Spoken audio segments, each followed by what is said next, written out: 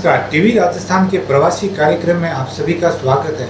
दोस्तों, व्यक्ति और व्यक्तित्व, जी हाँ, व्यक्ति का व्यक्तित्व ही व्यक्ति की निखार की तरफ आगे ले जाता है। अगर उन्नत व्यक्ति ही व्यक्तित्व का धनी होता है और वो आगे बढ़ता है। आज हम आपको एक ऐसे व्यक्ति से मिलवाते हैं जिन्होंने यहाँ सूरत के अंदर एक ऐसी इंडस्ट्री का डेवलपमेंट किया है जो शायद हमारे राजस्थान के लिए या हमारे टेक्सटाइल मार्केट के लिए बहुत बड़ी इंडस्ट्री के रूप में वो यहाँ पे कार्य करें। नमस्कार जी किशन जी, आपका टीवी राजस्थान में बहुत बहुत स्वागत है। सबसे पहले आप हमें ये बताइए कि आप राजस्थान में कहाँ के रहने वाले हैं और आपका सूरत आना कब हुआ? राजस्थान में मैं बीकानेर जिले के गजनेर गांव का रहने वाला हूँ और सूरत 91 में आया था मैंने। और यहाँ आके पहले हमारा यान का बिजनेस था कलकत्ता और फिर साउथ ईरोड से आया था मैं। और यहाँ पर यान 91 में ट्रेडिंग के हिसाब से काम चालू किया।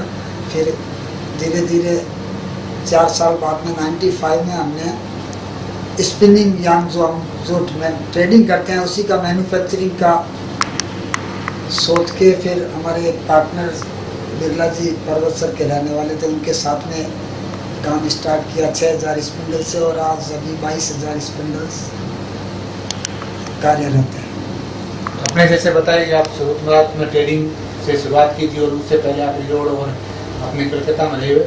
आपने बीकानेर वैसे छोड़ने के बाद पहले कहाँ कलकत्ता में आपने बिजनेस चालू किया था या ईरोड के अंदर? हमारा वैसे पहले बीकानेर कलकत्ता में बड़े भाई साहब वहाँ काम कर रहे थे तो सीखने के हिसाब से कलकत्ता गए थे। फिर कलकत्ता से फिर हमारा यान का ही बिजनेस बड़े भाई साहब ने चालू किया था तो ईरोड में यान को सेल करते थे। और फिर यान से थोड़ा कपड़ा का भी काम स्टार्ट किया।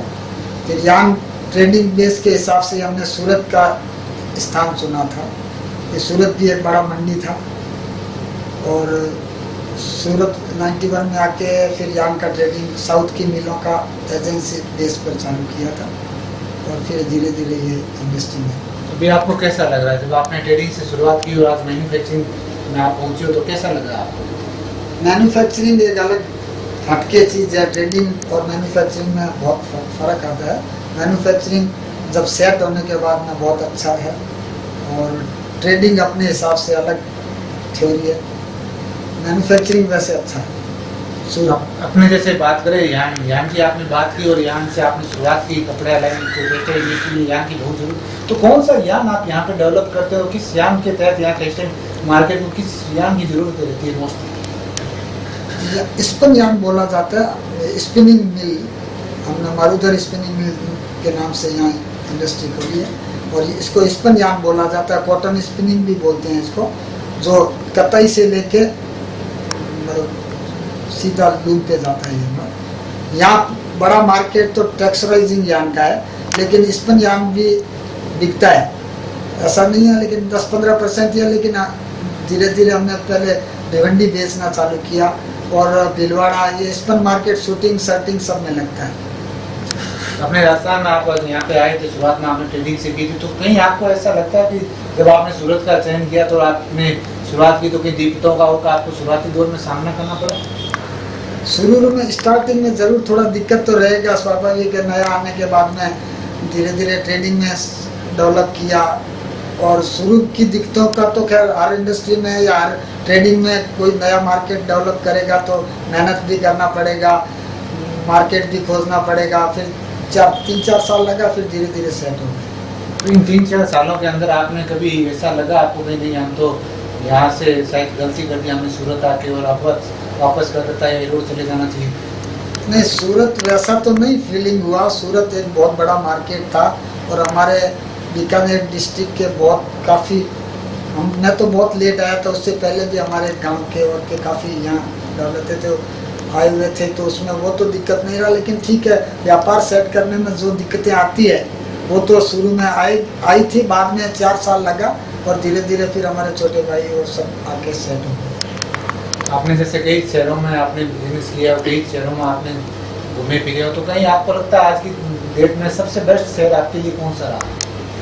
नहीं, गुजरात सबसे बढ़िया लगा। सूरत उसका व्यापार के हिसाब से एटमोसफियर गुजरात में ही मैं तो बोलता हूँ सूरत सबसे बढ़िया। अपने जैसे राजस्थान के आप रहने वाले हैं, राजस्थान में भी अभी काफ़ी इंडस्ट्री डेवलपमेंट हो रहा है और काफ़ी बड़े बड़े बिजनेस घराने भी राजस्थान की तरफ रुक रहे हैं। तो क्या आपको लगता है कि आज की दृष्टि के अंदर हमें राजस्थान की तरफ भी रुख करना चाहिए, जहाँ बिजनेस का काफ़ी एटमोस से तैयार हो रहा है? नहीं, जो माहौल गुजरात में बना हुआ है, जो इंडस्ट्रियों का या जो भी है ना, वो अभी राजस्थान में नहीं है। राजस्थान में थोड़ा अलग माहौल है और यहाँ हर भाई इंडस्ट्री के लिए कोई दूसरी दिक्कतों का सामना नहीं करना पड़ता। आपको क्या लगता है राजस्थान में क्या ऐसा इंडस्ट्री लेवल पर विकसित नहीं है, या एक ऐसा इंडस्ट्री लेवल पर वहाँ पर डेवलप नहीं हो पा रहा है? और गुजरात में काफ़ी आप जैसे कह लो अच्छा माहौल है, अच्छा है, यहाँ का सरकारों का रुझान भी अच्छा रहता है, तो क्या ऐसा रुझान अपने सरकारों का नहीं है या अपने लोगों का नहीं है कि राजस्थान में डेवलपमेंट नहीं हो पा रहा हो? यहाँ मेन इंडस्ट्री के लिए बिजली और पानी, जो गुजरात में और सूरत में जो बिजली का है वो राजस्थान में नहीं है। मेन बिजली तो ज़रूरी है, फिर लेबर भी यहाँ जो इतने बड़े इंडस्ट्रियाँ हैं तो लेबर इजीली अवेलेबल होते हैं। राजस्थान में और इसमें यहाँ बहुत फ़र्क है, इसके लिए आज गुजरात जो ज़्यादा आगे बढ़ गए हैं बिजली और पानी के। एक ये मूल कारण अपने नहीं कह सकते राजस्थान डेवलपमेंट के अंदर कि भी जो लोग अपने राजस्थान के वो सारे बिजनेस घराने हैं वो राजस्थान से बाहर जाके अपने आप को बिजनेस के अंदर सेट कर पाए हो, और उनका रुझान कहीं राजस्थान के प्रति अभी कम हो रहा है, इसके लिए भी राजस्थान में कहीं इंडस्ट्रियल डेवलपमेंट में पिछड़ रहा हो?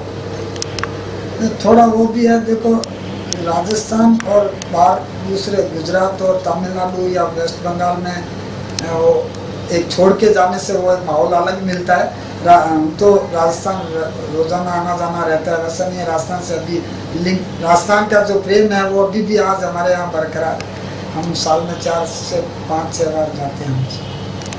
प्रेम की एक अलग बात होगी, लेकिन जो राजस्थान का आर्थिक विकास है, जिसको हम इंडस्ट्री विकास के साथ साथ आर्थिक विकास के साथ राजस्थान के लोगों को हम लोग देखना चाहते हैं, चाहे वो रोजगार की समस्या भी इंडस्ट्री विकास के साथ दूर होगी, आर्थिक संपन्नता भी इंडस्ट्री विकास के साथ दूर होगी, शुरू होगी। तो इन चीज़ों को अपने कैसे देखना चाहेंगे कि राजस्थान के अंदर का जितने भी लोग रहते हैं राजस्थान के अंदर, उन लोगों में और जो राजस्थान से जो लोग बाहर गए उन लोगों में एक जो जनरेशन गैप कहते हैं या एक जो आर्थिक गैप कहते हैं, वो क्यों इतना बड़ा गैप बनता जा रहा है?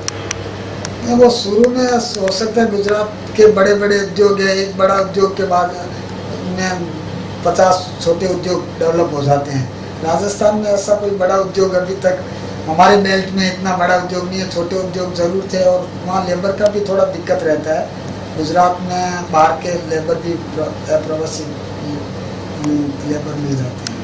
अपने जैसे आप बीकानेर के रहने, बीकानेर भी एक काफ़ी डेवलप एरिया के अंदर आता है, काफ़ी भुजिया है, पापड़ है, नमकीन का भंडार वहाँ पे गिना जाता है, और अपने ये जो ऊन इंडस्ट्री है, कैमल इंडस्ट्री है, ये काफ़ी डेवलपमेंट एरिया है। तो कहीं आपको लगता नहीं अपने व्यापार जो यहाँ का व्यापार करते उसके साथ साथ कुछ ऐसा व्यापार भी जो बीकानेर से रिलेटेड है वो भी करे? बीकानेर में ज़रूर ठीक है, वो करना चाहिए और थोड़ी तमन्ना भी रहती है, लेकिन अभी गुजरात के माहौल के सामने राजस्थान का उतना माहौल नहीं बन पा रहा है। ठीक है, आगे अगर गवर्नमेंट की ये टैक्सेशन की थोड़ी सुविधाएं मिलेंगी तो ज़रूर उस पर मतलब विचार है। अगर आपको अगर गवर्नमेंट से ऑफर मिले और आपको अगर जो सुख सुविधाएं यहाँ पे गुजरात सरकार आपको प्रदान करती है वही राजस्थान सरकार आपको अगर वो सुविधा दें, तो क्या आप राजस्थान के अंदर भी कुछ इन्वेस्टमेंट करने की कोशिश करेंगे या इन्वेस्टमेंट करना चाहेंगे? नहीं, वो ज़रूर उसके बारे में सोचेंगे। अगर टैक्सेशन और यहाँ जो सेल टैक्स और इंटरेस्ट सब्सिडी जो गवर्नमेंट का मिलता है वो अगर राजस्थान में मिलेगा तो ज़रूर सोचेंगे। नहीं, अभी राजस्थान सरकार ने भी काफ़ी रिबेट के साथ में काफ़ी व्यापारियों को अपनी तरफ आकर्षित किया है, तो उसके अंतर्गत कहीं आपको लगता है कि एक छोटा लघु उद्योग जो राजस्थान की एक पहचान, जो अपने बीकानेर की भी पहचान कह सकते हैं, भुजिया पापड़ नमकीन का जो एक लघु उद्योग जिसको कहते हैं हम लोग, तो उसमें के अंतर्गत एक बीकाजी बड़ी लिमिटेड फर्म के अंदर बाहर अपने बीकानेर का वो बाहर आई है उभर के, जो एक नेशनल लेवल पर इंटरनेशनल लेवल पर आई, तो कहीं लगता है कि वो भी उद्योग आज धीरे धीरे आगे प्रोग्रेस करके एक इंटरनेशनल फर्म के रूप में भी आगे बढ़ सकता है? नहीं, वो बिजली की सुविधा वो तो ठीक है, बीकाजी भी आज तो इंडिया लेवल वर्ल्ड लेवल पर नाम कर रहे हैं। बीकाराम सानमल है, बीकाजी है, वो ठीक है, उनका शुरू से डेवलपमेंट था तो वो व्यापार में आगे बढ़ गए। हम लोगों में राजस्थान में अभी छोटे उद्योग में जैसे हमारे बेल्ट में मिट्टी के उद्योग चलते हैं, चीनी मिट्टी वाले, ठीक है, ये आगे हमारा इंडस्ट्रियल बेल्ट आ रहा है, हमारे गांव के गजनेर इंडस्ट्रियल भी है, उसमें अगर ये लाइट पानी और बिजली की ये सब सुविधा मिलेगी तो उसके बारे में सोचना चाहिए और सोचेंगे।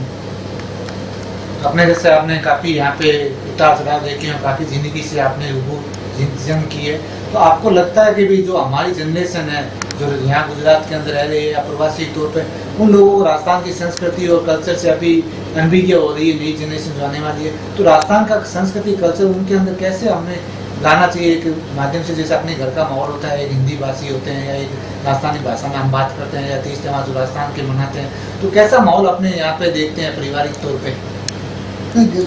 पर्टिकुलर सूरत में ये जो राजस्थान का माहौल है वो काफ़ी होता है, तीज त्योहार या जो भी है ना, वही कल्चर से अभी चला रहे हैं। और हमारे घरों में तो पूरा बेल्ट है, जो वो कल्चर अच्छा है, उसी कल्चर पे चल रहे हैं और वो अच्छा भी है। मारवाड़ी का जो त्योहार है, जो तीज है, चौथ है, जो भी है, उसमें हम उसी पैटर्न पर चला रहे हैं। अपने काफ़ी आपके सामाजिक और धार्मिक काफ़ी योगदान है गौशाला में आपका, तो उसके बारे में हमें दर्शकों को कुछ बताइए कि आपके यहाँ सामाजिक और योगदान जो आपने दिए हैं समाज को, उसके बारे में थोड़ा बताइए। गौशाला में हमारे गांव में गौशाला खोल रखी है, उसमें बड़े भाई साहब हमारे वो संचालन करते हैं। गांव की पूरी है, लेकिन ठीक है उसका देख रेख और वो जो भी हमारे बड़े भाई साहब करते हैं, थोड़ा बहुत जो सहयोग गांव से मिलता है वो भी लेते हैं और बाकी जो भी खर्च हम करते हैं। 250 पशु अभी वहाँ का वो गौशाला में। अपने अभी आने वाली जनरेशन जो हमारी भावी पीढ़ी जिसको हम लोग कहते हैं, उनमें एक कम समय के अंदर एक ज़्यादा प्रोग्रेस की एक कसमकस रहती है कि हम लोग कम समय में ज़्यादा पैसा कैसे कमाएं, तो उस जनरेशन को आप ऐसा क्या संदेश देना चाहेंगे जिससे कि उनको लगे कि भी हम भी मेहनत करके और ईमानदारी से अगर आगे बढ़ना चाहे तो आज भी हम भी किशन जी जमर बन सकते हैं? नहीं, मेहनत करने से कोई भी असफलता ज़रूर मिलेगी, थोड़ा समय लग सकता है, लेकिन जो भी है उसमें अगर प्रयत्नशील रहेंगे भी, वो करना है वो काम, तो मेहनत करने से ज़रूर सफलता ज़रूर मिलेगी। चाहे थोड़ा टाइम लग सकता है, लेकिन मेहनत करने में ऊपर वाला भी ये भी उसका। जी हाँ, अगर हम मेहनत करेंगे तो हमें समय जरूर लगेगा, लेकिन मेहनत करने का फल मीठा होता है और मेहनती व्यक्ति जीवन में आगे बढ़ सकता है। यही हमारे किशन जी जमर का कहना है कि मेहनत करना कभी नहीं छोड़े, मेहनत के साथ आगे बढ़े तो आप जीवन में निश्चित तौर पर सफल होंगे। बहुत बहुत धन्यवाद किशन जी जमर, आपने अपना कीमती समय दिया, इसके लिए बहुत बहुत धन्यवाद।